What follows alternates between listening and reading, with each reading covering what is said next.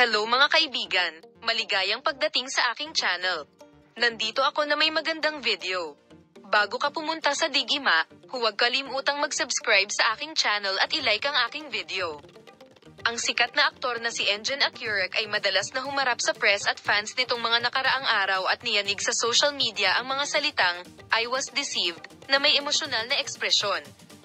Minamahal na mga tagasunod, ang isa pang balita tungkol kay Enjen Akyurek ay ang balita ng kanyang pakikipaglaban kay Tolga Saritas, na nakakuha ng atensyon sa social media.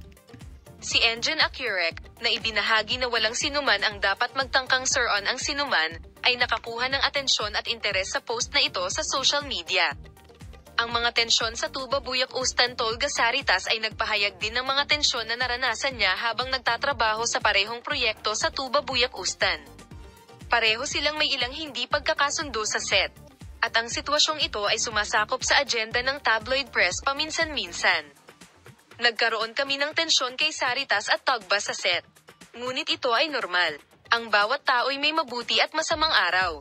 Ang mahalaga ay maganda ang panloob na mundo at kaluluwa ng isang tao.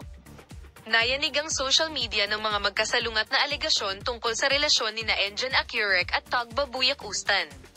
Tingnan kung ano ang naging tugon ng ating mahal na mga tagasunod na si Enjen Akyurek sa mga alegasyon na nagkaroon siya ng relasyon kay Demet Ozdemir pagkatapos ng mga problema sa pagitan nila ni Tugba Buyak Ustan.